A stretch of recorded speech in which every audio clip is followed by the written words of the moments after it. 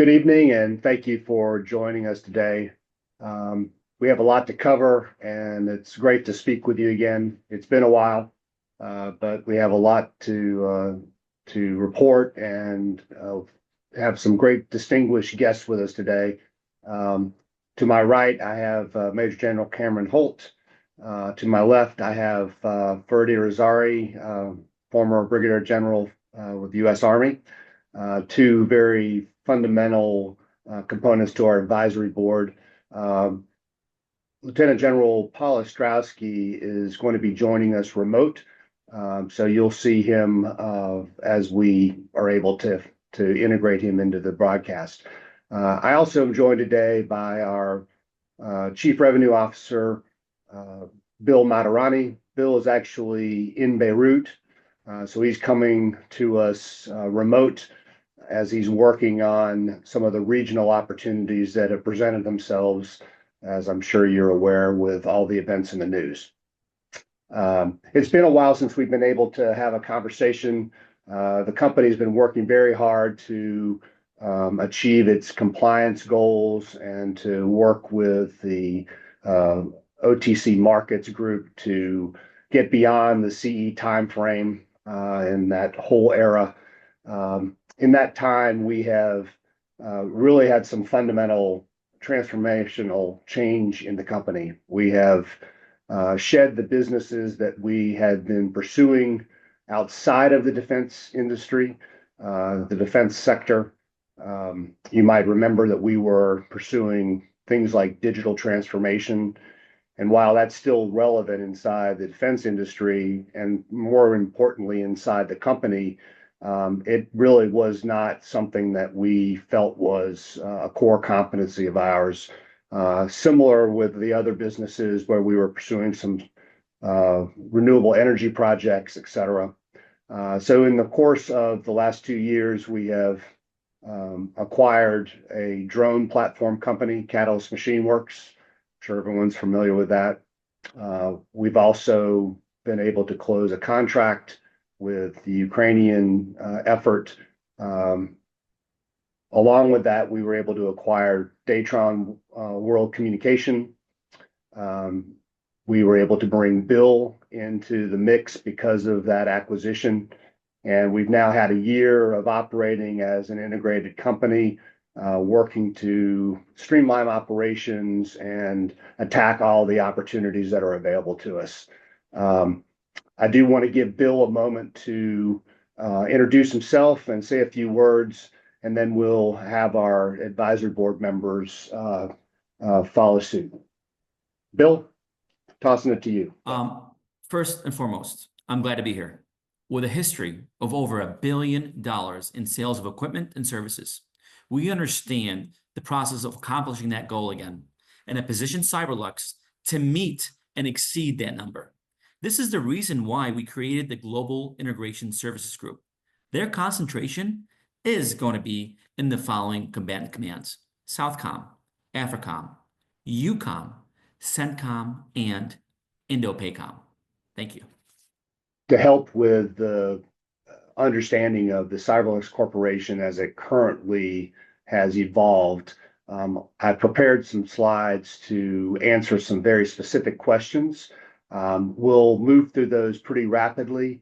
And then I want to have the opportunity with our advisory board members to have a fireside chat where we can discuss more detailed, more nuanced topics.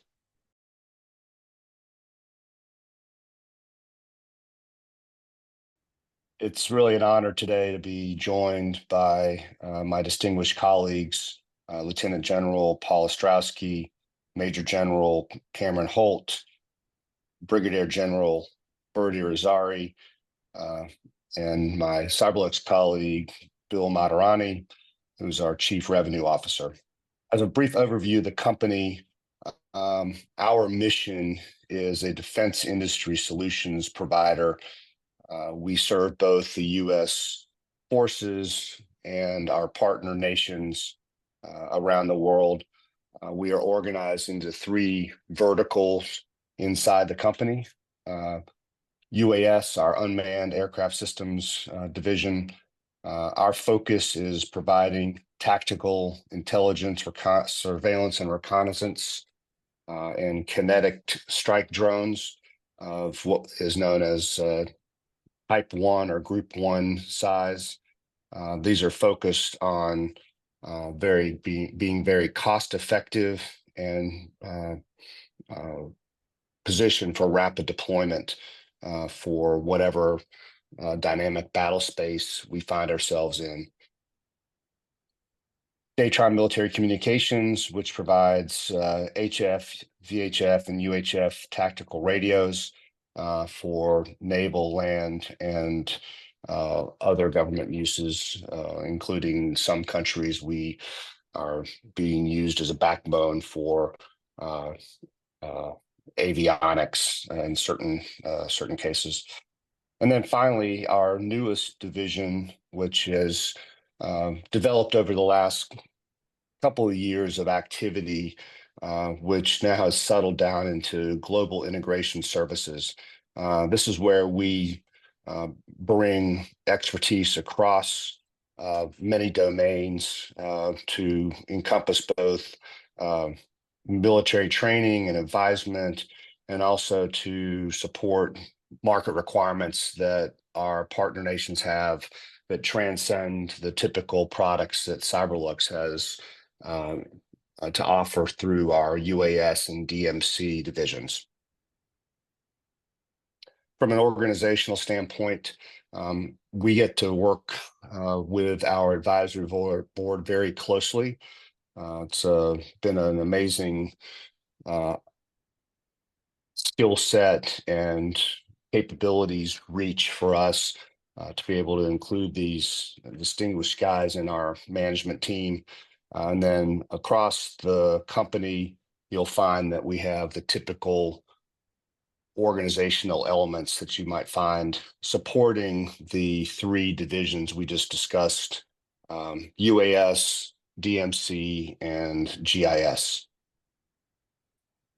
Our Unmanned Aircraft Systems Division introduced the X series in May of this year, which is a next generation version of the aircraft that was first deployed in Ukraine. There are many variants of it. This slide addresses our K8 evolution into the X8. There are variants underneath the X8 series and across all the X series, which is denoted by the .XX. In this case, we are focused on, again, rugged modular capability built into a component level deployment where various modifications can be made for various mission sets. And we have included in that the capability of adding an artificial intelligence, machine learning capability for advanced targeting. Our two primary objectives with these platforms are to deliver large manufacturing quantities. So it's very much a manufacturing based capability that we know is the coming battle space requirements will yield, could require millions of these types of drones. And then also the ability to dynamically attack targets through a AI ML engine that we think will provide leadership and differentiation across our particular UAS capabilities. This chart really depicts the way we see the UAS battle space. You'll see that there are represented Group 1, 2, and 3 drones. We are working internally on our own capabilities across those groups, but within our GIS group, the GIS business unit, we are also partnering where we know there are requirements that need to be fulfilled for our partner nations right now. And we will work with various partners to fulfill whatever needs there are in these various partner countries. At the same time, we are expanding our X series, as you can see, to address all the tactical ISR and kinetic space that have requirements as well. Our Daytron Military Communications business unit is focused on tactical and strategic HF, VHF, and UHF capabilities. We are one of two U.S. manufacturers of military communications equipment at this level. So we are in very much an American supplier in a very competitive marketplace, but one that we have carved out a global presence over the last 50 years. 50 years is really the beginning of the DNA that has formed Daytron World Communications 25 plus years ago. And the company has been operating globally through foreign military sales over that last 25 years with a very distinct focus on the foreign military sales market. We've had over $1 billion of install base outside the U.S. This includes being the program of record for our U.S. time in Afghanistan. Really designed around a rugged, easy to use, cost effective, and field maintainable. And the company is very committed to delivering a total package approach, which means not only the product, but services and also field supportability. Within the Daytron military communication space, we have high frequency, which includes base stations and man packs. These can be deployed in centralized base locations or portable mobility, depending upon the use case. Includes a whole range of features, including an AES 256 encryption. Our very and ultra high frequency capabilities again include something that's unique in the industry, which is a jerk and run feature, which allows for a standard handheld radio to actually be deployed as a base station, and then as events on the ground may require, can easily be disconnected and carried to a safe location if there's the end user is under fire. We also have IP addressability and various Transec and ComSec options. Our Global Integration Services unit, again, is a compendium of experiences we've had through both Daytron and our Cyberlux UAS experiences that really came to bear with the fact that there were a significant amount of requirements we were seeing coming out of not only Ukraine, but other partner nation needs on a global basis. And it just became clear that with our unique access to channels and unique partnerships and relationships that were available, having a structured offering of integrated capability really made the most sense.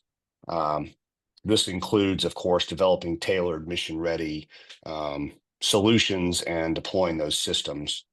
We have 4 areas of specific interest: border security surveillance technologies, the transponder instrument landing systems, maritime surveillance and microwave networks, and then our long endurance fixed wing VTOL unmanned aircraft systems capability, where today we may not have that constituently available through our UAS team, but the requirements on a global basis are so significant. We have found partners that can help us fulfill those requirements.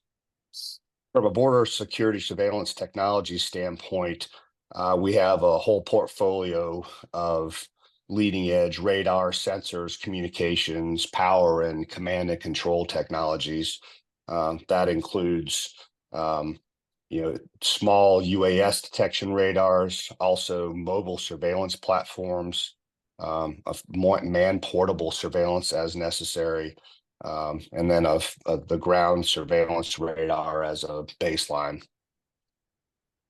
Maritime surveillance and microwave networks, particularly with the emergence of Indo-Pacific as a very significant market, will be very prominent in the work that GIS uses. This includes fixed and mobile maritime solutions, surveillance solutions, microwave networks, and certainly with all of this comes a sustainment plan that includes training and operational support, including field service reps in market, and that really covers all of the global integration services deployments. We will have field service reps in country supporting the integrated solution as the partner nation requires.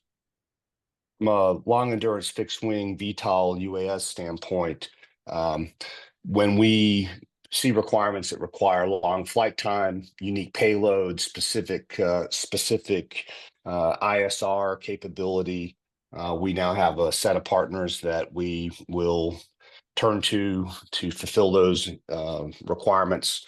On this chart are a couple of sensor and ISR packages, but this transcends just ISR and even kinetic packages to the platforms and the global deployment of some of these partner solutions that already exist and we're taking full advantage of with new requirements that are emerging from the various markets that we are finding prominent requirements in.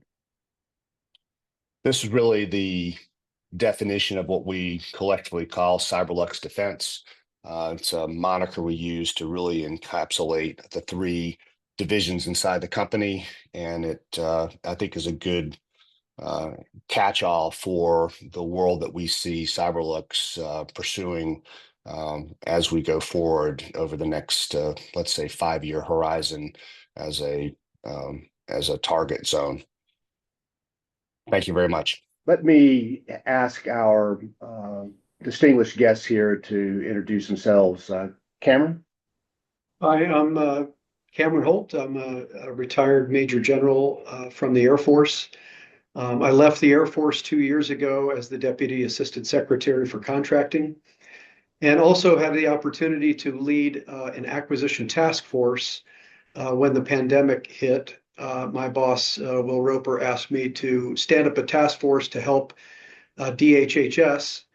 And the Air Force was gracious enough to give me access to our full acquisition capability. And we were given 2 tasks. One was to shore up the defense industrial base from those places in our supply chains that had been immediately financially threatened and capabilities threatened. And then the second task was to reshore all the medical manufacturing to the United States that was critical to the response effort. So I'm really pleased to be here. Thanks, Mark. Yeah. Heard? Yeah, thanks, Mark. Freddie Rosari, retired Army Brigadier General. And I spent the preponderance of the last 20 years of my career working on civil military cooperation tasks, which sent me all over the world to help restore communities in the aftermath of conflict. So I think the one thing I can bring to the table is a lot of experience working with a large, disparate communities of nonprofits, local government, the people, and the military in particular. So I'm really excited about being part of the team. Thanks very much. General Rosari was actually one of our initial advisory board members from the very beginning. He and another gentleman were on the ground with me and the team when we were first testing and working on the productization of the K-8. So General's been here from the beginning, and we really appreciate his ongoing activity. Now, most recently, General Holt has been helping us with our entire K-8 contract from the beginning to the end. And we've really appreciated his steady hand and help. We were able to negotiate, I think, an amazing contract from a Cyberlux standpoint because of General Holt's involvement. And we really appreciate both of you being here. Let me just suggest a couple of topics to get your comments on. So I was thinking about the state of the defense industry in the U.S. and wanted to get your comments on where you all see us as a country, and then, how Cyberlux can actually help in the process. Yeah, so it's a great question. Let me just start with the very challenging national security situation we find ourselves in. Coming out of the Cold War, I would say that when 9/11 hit, our whole national security strategy was best summed up by saying, well, I don't know. And so in some ways, that has kind of prevailed since then. I would argue that although, we were heavily engaged in Afghanistan and Iraq and a number of other things, which we needed to after 9/11, it really pulled us away from something that was in progress already. And that is the rise of China. And so we face a world of great power competition, but we also face the old world that we just left. And that was really at the low point, I will say, in the evacuation from Afghanistan. And what you saw within the context of great power competition is a cascading deterioration of global deterrence. And so now around the globe, there are many nations facing old scores to settle in a world without a strong United States. Yeah. That has given rise to a much different national security situation. And yet the defense industrial base really hasn't changed. Yeah. And so you've got a very small number of very large players after a massive consolidation through the 80s and 90s. And we have in the greater context of technology in the United States, we've almost flipped from where we were in the 1980s. In the 1980s, we had a situation where 80% or so of all the research and development dollars in the United States were spent in some sort of defense-related activity. And defense really was the state of the art in technology. And as we have experienced that flip and the consolidation of the defense industry, it's become very niche and very controlled by a very small number of very large, exquisite, and capable contractors. Along the same path, we've become extraordinarily comfortable and bureaucratic. And we are, believe it or not, still using a system to budget and fund and execute national defense with a system that was derived by Robert McNamara in 1961 when he was the Secretary of Defense. And so now we've got a situation where everybody realizes, I think, that we have to find new ways with new technologists. We have to embrace small companies with big ideas. And we have to be faster. So far, I have not seen us turn the corner from having it in the punchline of speeches to moving into a real sense of urgency. But I've got to tell you, I'm with the new administration coming in, and some of the things I'm hearing from the new congressmen that are coming in and new senators, I am optimistic that we are going to turn a corner and really start to put action behind the words. And that's where I think Cyberlux has a tremendous opportunity. Fantastic. Thank you, sir. Okay, so can I just say I agree with him, and then that concludes my remarks. Break. Actually, I would agree with everything you just said. Maybe to add a little more color to it, to your comments, I would say that all of the expositions and conferences and seminars and workshops that I've been going to, just as you mentioned, the leadership for the first time, I think, is, hitting the podium or tapping the floor and saying, we've got to be lighter on our feet. faster and innovative. I think a lot of the programs are starting to come online. And my hunch would be that we've got two challenges in front of us. One is that people are going to have to learn the new system and have confidence in it, which in the Department of Defense means there are a lot of folks who are used to one protocol. Yeah. And they're comfortable with it. They've never gotten in trouble doing it that way. And now they're going to have to learn a new one. And we've got to pray that the legal teams that are affiliated with all of these different organizations support the change. If they don't, then this is going to be very painful. Yeah. I hate to go after one community, but that's really what's going to hold it up, if you ask me. The flip side is, I think the capabilities and technologies that we're focusing on are exactly what the world is looking for right now. There couldn't be a better time to talk about drones and to be creative and in what drones can do. So that's just a huge opportunity. I think we're at the right side of the wave on that one. Yeah. When it comes to radios, I think there's a great appeal for a NATO and a US compatible radio that is simple to operate. Yeah. There can't be anything more difficult to work with than the customary US technology packed into a radio that is spectacularly capable and at the same time spectacularly complicated. And when we're working with partner nations that are critical to our security, that technology has to be simple.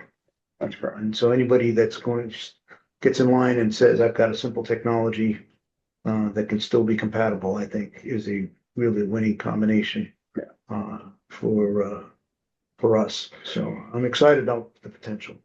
Along with General Irizarry and General Holt, we also have Lieutenant General Paul Ostrowski joining us today. Paul, would you like to give a few words of introduction and maybe make some comments regarding the state of the U.S. defense industry and how you see Cyberlux participating and perhaps driving innovation? Right. Well, Mark, number one, thanks for the invitation to present today and kind of give you a little bit of what my thoughts are on Cyberlux going forward. As a means of introduction, since you asked that first, my name is Paul Ostrowski. I'm a retired Lieutenant General, 36 years of public service. Throughout my entire career, I started out as a special operator, then turned acquisition, where I spent the majority of my career doing special operations acquisition before becoming a general officer. Had the privilege of being PEO soldier, so Program Executive Office soldier, in terms of all the equipment, weapon systems, sensor systems, body armor, force protection capabilities for our soldiers. I had the opportunity to provide that equipment to our forces. And then from there over to Afghanistan to support President Ghani for a year, equipping the ANDSF, and then back here to the United States as a military deputy to the Army Acquisition Executive, where I had the privilege of being in charge, basically, of the 500 programs of record within the Army. Out of the job for just a couple of days, and I got a call from the chief asking me if I'd join General Perna on Operation Warp Speed, where our mission was to provide 300 million doses of vaccines to American people. So the bottom line is I had lots of opportunities to understand the defense space, lots of opportunities to provide capability to our forces. And I realized throughout that entire process how difficult it really is. So if you wanted me to comment on where we stand in terms of the defense sector and so forth today, I will tell you that I think we're in a pretty good place in terms of demand signal.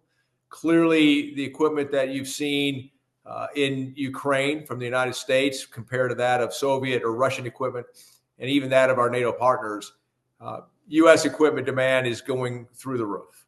And it's because of the fact that it is that good and it is that capable. And it makes all the difference on the battlefield. The defense market, therefore, is in a good place there. We also have China and Indo-Pacific, which is a huge potential threat to us. Right now, we're in competition, but many of us believe, and I being one of them, that we are in conflict. If you look at the amount of cyber attacks that we're receiving on a day in and day out basis, not only within the Department of Defense, but also throughout the government and also throughout the commercial sector, it's clear that we are in not just competition, but in conflict. So the demand signals for what Cyberlux brings to the table are also going to be there. Again, with the three verticals that we currently have with the global integration services, the UAS solutions, and the Datron military communications piece, I think we're well poised in three separate verticals that each have their own opportunity to excel. The communication side, that demand signal is out there. We have the ability to maintain communications, and we have the need to maintain communications with our combined allied partners. So Datron is always going to be there. The UAS solutions is another vertical that, again, we've seen how much of a difference UAS systems are making today on the battlefield and what they're going to do in the future. So that is a very important vertical for us. And then the global integration services, how do we get FMS to work better? How do we introduce companies to the fact that Cyberlux has got footprints all over the world, people in country working with the ministries of defense in those nations, and the ability to get capability into their hands through those particular connections and linking great companies with great needs.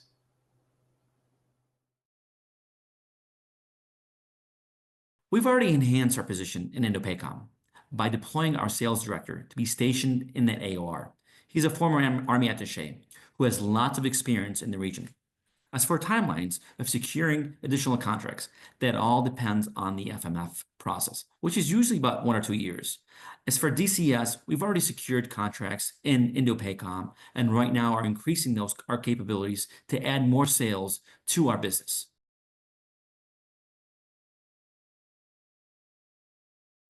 The short answer is yes, for acquisitions. We're not seeking to be acquired at this point. We're still have so much growth in front of us. Of course, we have plans to become a one-stop shop for the DoD. This is the reason why we created the Global Integration Services Group. Its goal is to provide the DoD a total package approach to their needs. Those packages include equipment from major defense suppliers that we've already got a relationship with. I would just add that with the Global Integration Services business, we are actively seeking alliances, partnerships, and acquisitions to fill gaps where we see global nation partner needs. Within the current framework of the U.S. defense industry, small companies have a difficult time moving to the next level. Our approach and strategy is to have multiple markets we're serving through multiple product sets and technology offerings, and to bridge that gap in a way that will continue to give growth and innovation market opportunities with all of our partner nations. Yeah, in fact, I would just comment here too, Mark. I think it's a fantastic example from my experience in acquisition. I've seen it time and time again where we've get very innovative small businesses that we're ready to transition the technologies. And just as at the pinnacle of their success as a small business, they become a small large business. Mm. And the minute they become a small large business under our regulatory system, they lose a lot of the advantages and protections that incubated them to begin with. Okay. And I think Cyberlux is very well positioned to be first cognizant of that challenge and also adopt multiple growth strategies that accelerate us beyond that very, very difficult period. Right. Thank you, sir. So my comment about Cyberlux at this point and to the future for 5 years is that almost all the technologies we're working on right now are dual use. Yeah. And the U.S. government, when it funds these projects and SBIRs and SCTRs, are asking us to make sure that it's not just a military solution, but it's also a commercial solution. And so we can exploit, because of the technology we have, we can exploit success where we see it. We're not committed to one path. We plan to be present in Ukraine for years to come. We created our Global Integration Services Group for that reason. Under that division, we've already begun partnering with companies in the construction and in the energy fields. Because of the nature of rebuilding the Ukraine country and the economy and their military, we're going to be active for many, many years, as Bill said. We are always reviewing and looking for the right partner companies to team with, to bring our capabilities, U.S. government funding in many cases, and the ability to execute on the ground. So we expect it to be a significant opportunity for us as we look forward. Now, I would also like to add that General Irizarry was just in Poland attending a Rebuild Ukraine conference, and I would like to get some of your comments based on that. So thanks, Mark. I've been to 2 Rebuild Ukraine conferences. Last year, I was out there, and then again this year in November. And one of the biggest takeaways from Ukraine, and what's really good for us to be engaged with them, is that they want to leapfrog and apply leapfrog technology. So they're not looking for anybody's old stuff and the reconstruction and how they reconstruct the country and fix it. They want to do leapfrog technology. And what that means to us is that the work we do and the products and the technology we propose to them will have to be cutting edge. And it'll pull us along, just like anyone else that wants to work in Ukraine. They're going to have to be creative and thinking about what really will work in the next decades ahead. You look at how Ukrainians have driven innovation in the UAS space with this conflict, and it sounds like you see where they're going to do the same in their reconstruction of the country. Energy, communication. There's nothing that we can propose that won't have to be cutting edge every step of the way. So it's good. It's a good problem to have. And it's a tremendous opportunity as a result. Yeah.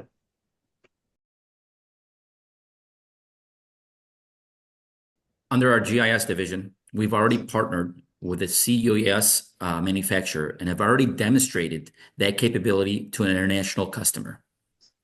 I'll just add that is the tip of the spear and a huge area for both building ministries of defense capabilities and also with their border security on a global basis.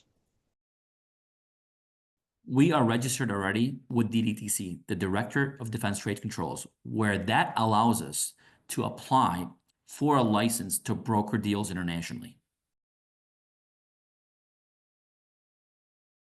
So, Bert and Cameron, you guys have both had different experiences working with Cyberlux because of the different tasks you've been involved with.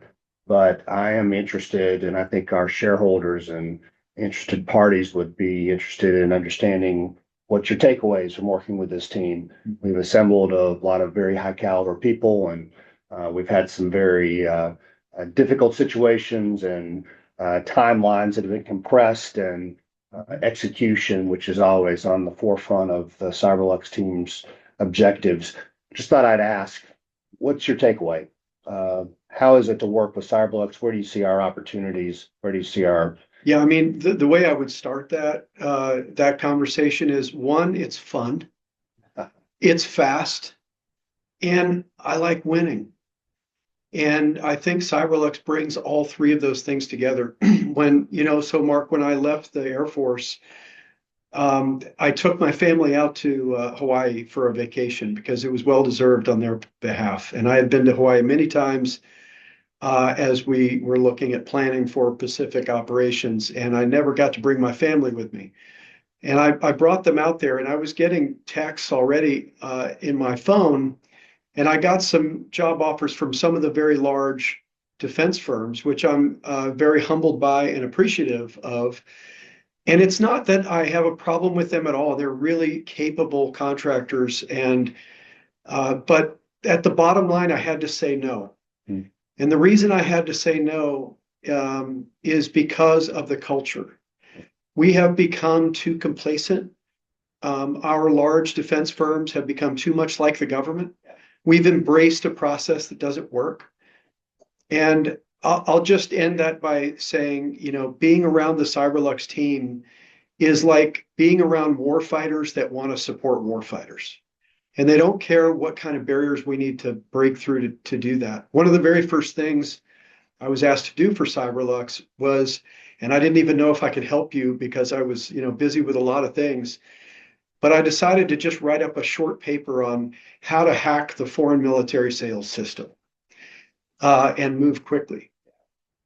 Just a couple of months later, I found myself at a big UAS conference, and I think I sent you pictures from it. That's right. And I walked by rows and rows and rows of large contractor solutions to the fight in Ukraine, where they were talking to general officers and senior leaders in defense. And you know what? Cyberlux was nowhere in there. Now, while I will tell you, I expect that to change in the future, I had to send you pictures because I think it was that morning that I had seen the announcement from the White House naming Cyberlux with an approved foreign military sale. So there are those that talk about the future, then there are those that are working it. And that's what I would summarize as so fun with working with Cyberlux. Thank you, sir. Yep. Been our pleasure. Joe? Well, what I would add is the two things that I always really liked about Cyberlux, and number one thing is I sleep good at night. And what I mean by that is I think Mark has established a culture here that involves a high degree of integrity. And no matter what we're trying to do, moving fast, as Cameron mentioned, I think we still protected the integrity. I don't think we tried to take any shortcuts. I think instead what happened was we were doing it by the numbers, but fast. And I'm really proud of that. I mean, when people came back to challenge us, I think it was very easy for us to make a compelling argument that we were right, but I felt we knew we could make that argument because we had followed all the steps and that we demonstrated a high degree of integrity the whole time. Yeah. So I really enjoy that because I don't want to sleep badly at night worrying about that. The other thing I think is that I'm kind of fascinated by the variety of talent and experience on the team. I think it's a real eclectic crew, and I think that breeds strength into our organization. So true. Yeah, appreciate that. Well, it's been a pleasure and an honor to have you both on the forefront of what we've done so far. Lieutenant General Strowski joined the Board of Advisors a little later, but Paul, I'd be very interested in getting your perspective as well. You've been able to work through some of the early phases of the company as well, as we were pursuing different opportunities. And most recently, you've been very helpful and integral in getting our global integration services business linked up with some phenomenal technology companies. And I think that process, you've been able to see the company operate, and I'd be really interested in your perspective also.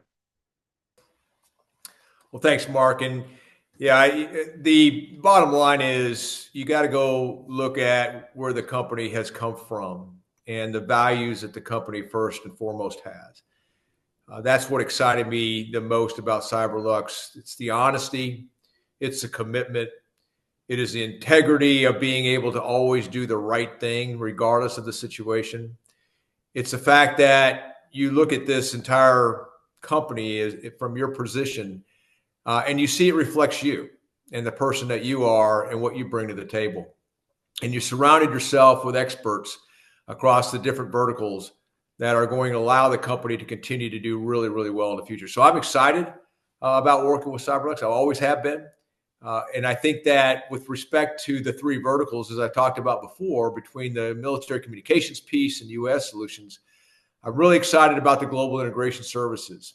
As I stated earlier, this is all about being able to expedite what Cameron was trying to get after. How do we get after getting the FMS process to work better for us? And not only as a nation, but also from a company perspective. The beauty is that because we have personnel that are co-located in countries of interest, nations of interest, whether it be Israel, whether it be Lebanon, whether it be Ukraine, etc., we are located in hotspots. And we have the right tentacles out there with the military departments in those particular countries to understand what the demand signals are. And when we understand what those demand signals are, we can then relate that to companies back here in the United States that don't have the luxury of having that kind of presence forward and being able to marry the two into providing capability for those nations that we support. Thank you, Paul. Appreciate your input and your continued support. This is a labor of love for all of our advisory board members, and we appreciate everybody's time and attention to our initiatives that we think will make this a global defense power. So another strength, the group of folks and the talent that we've assembled means that almost every single person has actually succeeded in working in ambiguous situations. And why that's a gigantic strength is I don't think we're going to be crippled by change. Yeah. That we can adapt to change, and no one can predict what's going to be in the future.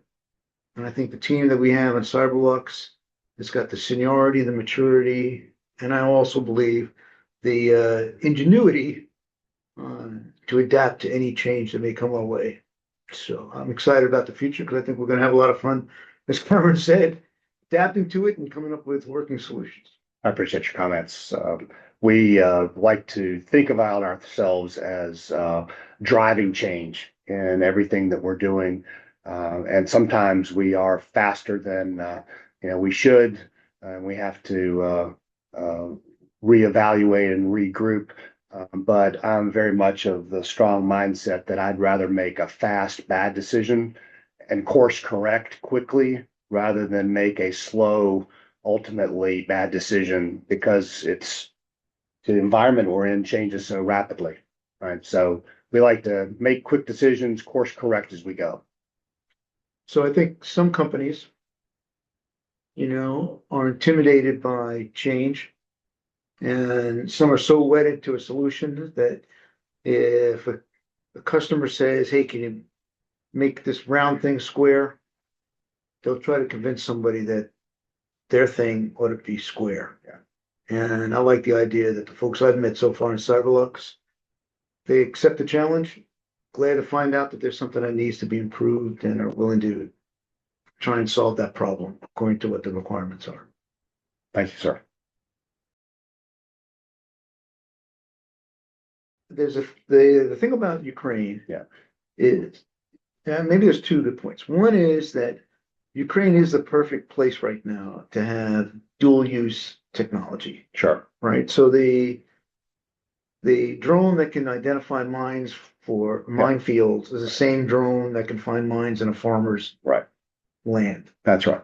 Do you know what I mean? And the drone that basically can go and find, where trench works are and do that kind of stuff. The same drone that can fly critical infrastructure. Right. And see what substations have been blown up and power lines have been need replacing. Sure. You know what I mean? Yeah. So Ukraine's already a very good platform for that. Yeah. Right.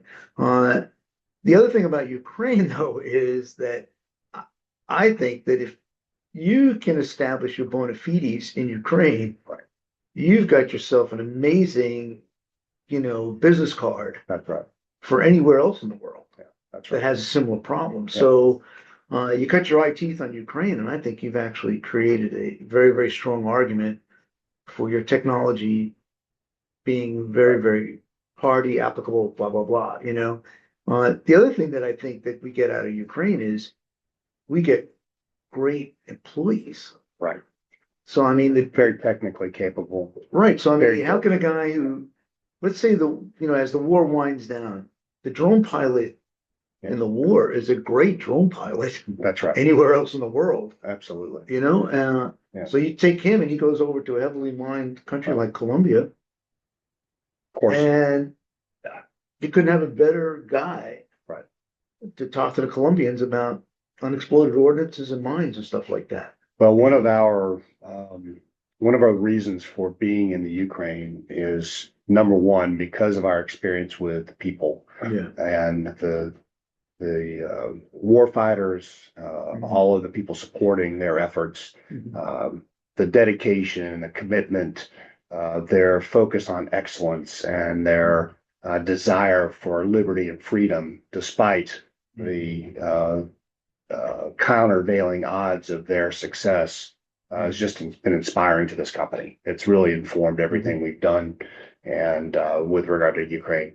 And we want to continue to be there because of what you mentioned, Mhm. which is, first of all, the opportunity to support such a phenomenal group of people is what else would you want to do? Mhm. And then secondly, the experience you get and the ability to reapply that globally is just there's no other place to be or to do that. Yeah, So should be squandered, right? yeah. Right.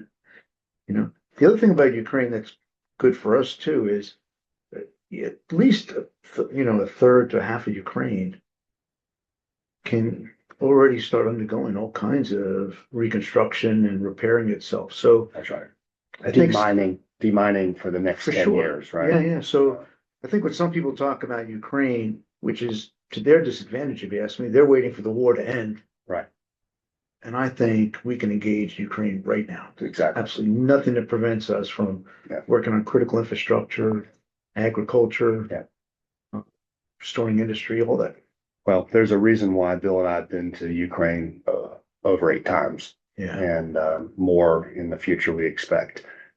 But I do think that you bring up a very good point, which is today's X8, K8 is tomorrow's demining, tomorrow's Critical infrastructure. logistics drone. It's Yeah. Right. tomorrow's ability to harvest crops again as that economy and their ability to be the breadbasket of the world again gets back online. So there's tremendous opportunity beyond just the military focus for our UAS capability. I'd like to just address probably the largest emerging opportunity and get some of your collective comments on Indo-Pacific. And for our shareholders that may not know exactly what that is, that's really the entire Pacific region, inclusive of China and Taiwan, et cetera, Indonesia specifically. But there's been a lot of activity over the last couple of years. It's been foreshadowed or overshadowed by Ukraine. But in the background, we have had a lot of activity inside of Cyberlux. And I know you both have had events to form some opinion. So I'd love to understand your point of view on the emerging opportunities there. Yeah, I'll just start with a couple of observations. One of the great things about Cyberlux is that Cyberlux has this culture of being with the warfighter in the places where the warfighter is, to understand the terrain, to begin with. Not operating with a pencil and a paper at a desk somewhere in Virginia. When you look at the challenges in Indo-Pacific, I mean, first thing that hits you is the size and the scale of that joint operations area.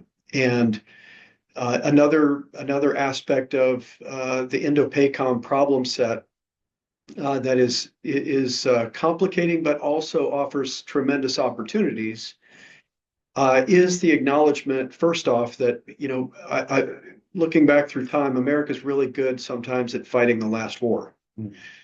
And we fail to use our imagination to understand what the next war will look like. Yeah.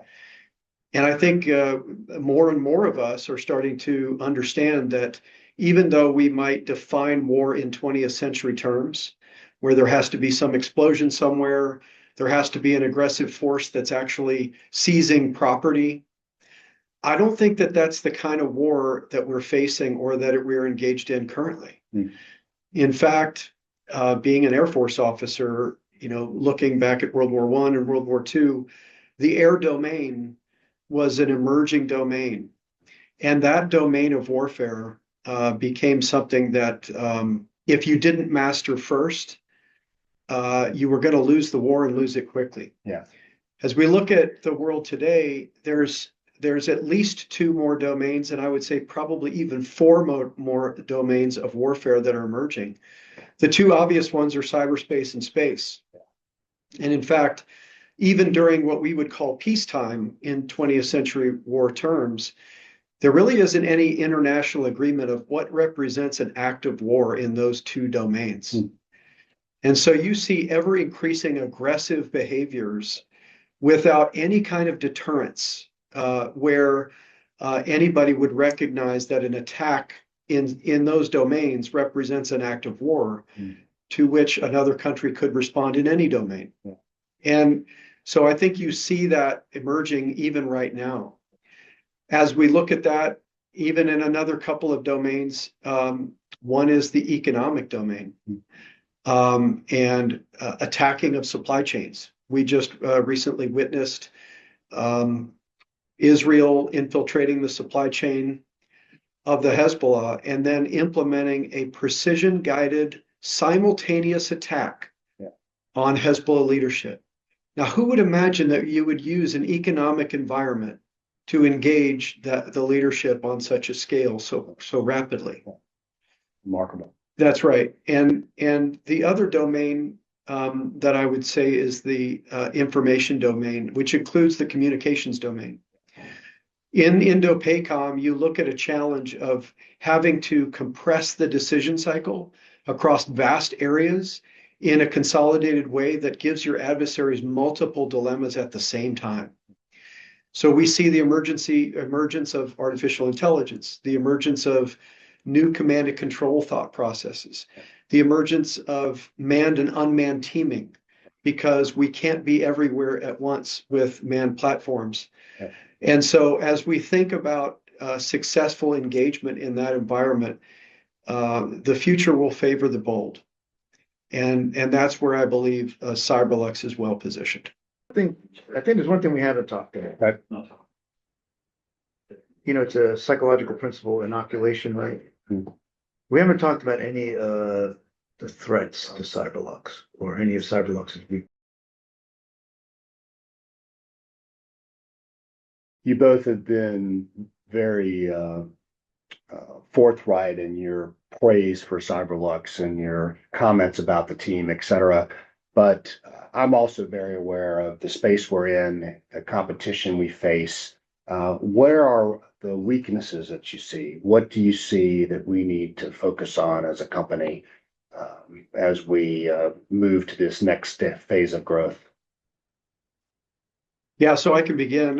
You know, one of the things that we talk about as a strength is that Cyberlux moves out quickly with solutions and is not focused on the processes.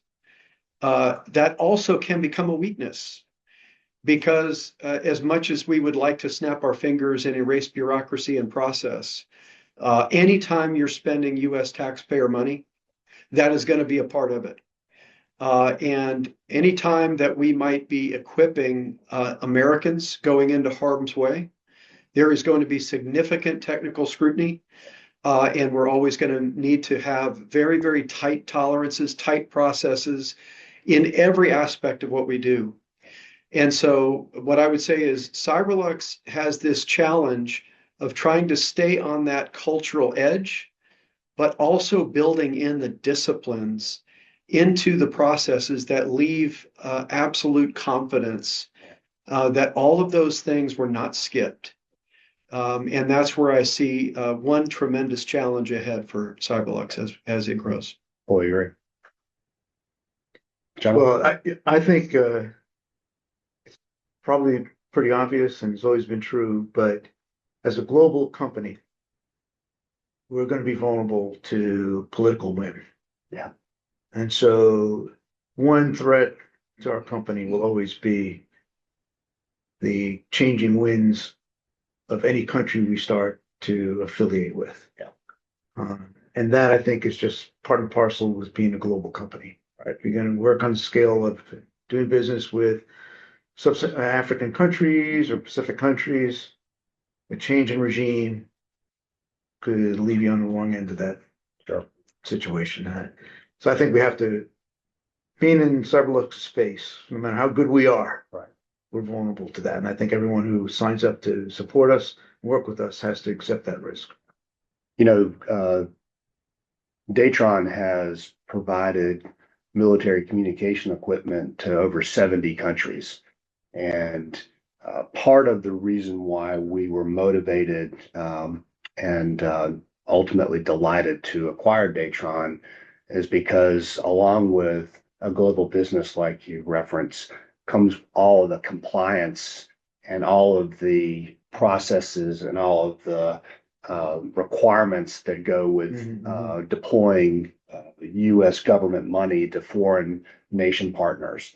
Right. So, General, your point is spot on with where the challenge is, but I can say that for the last year, we have been working to integrate those Datron processes and procedures where they've fielded this type of capability for the last 25 years across 70 countries. Became the program of record for communication equipment in Afghanistan. And that allowed us to take the small Cyberlux platform that we worked with for the original Ukrainian effort. And now we're starting to integrate those processes across. It is a large task. It's going to take some time still, but I can see where the benefit will be for us as we go. The key, as you mentioned, is how do we keep on the edge? How do we stay on the forefront of innovation? How do we continue to drive forward to beat bureaucracy back where we can, but adhere to it where we must? And that's always going to be the balance. So challenge accepted. Nice.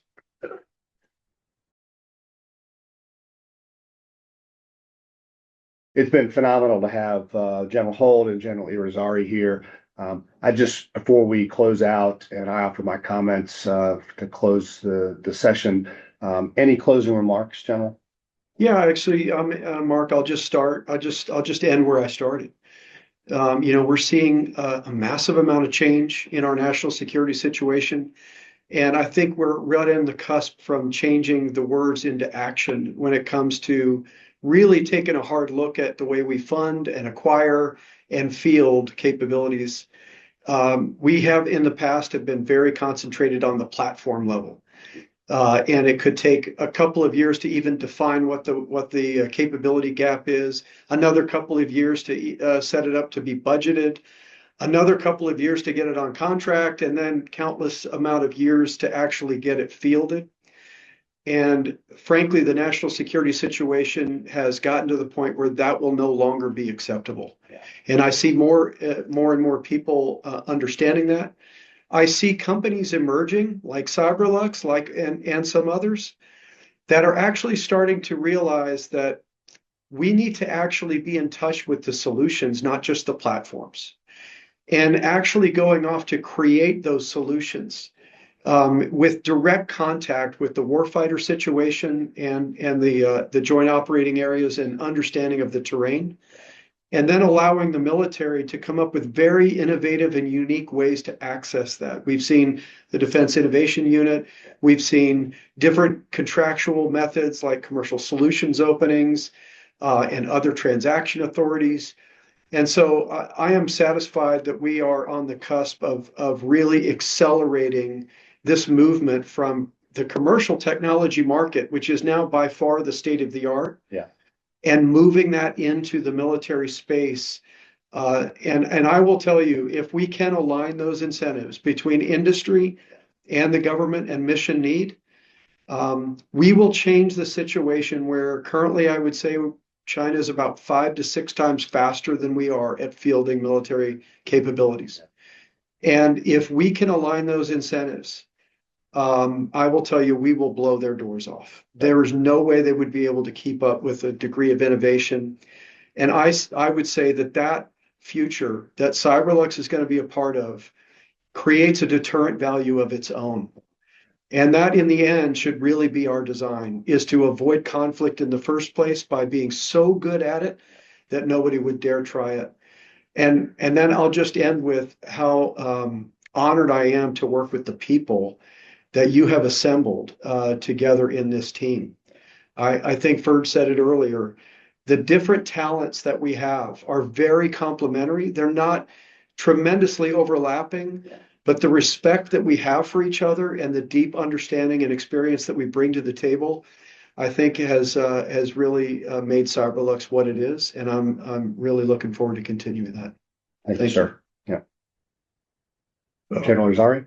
I would just echo what General Holt just said. I mean, I was going to focus on the fact that I think, looking at over the last couple of years, that the team we have has all the skill necessary to be extremely successful in the future. And under your stewardship, I think it'll be a great opportunity for all of us to see what we can do and the difference we can make in the world. Right. Thank you very much. So peace through strength and peace through innovation.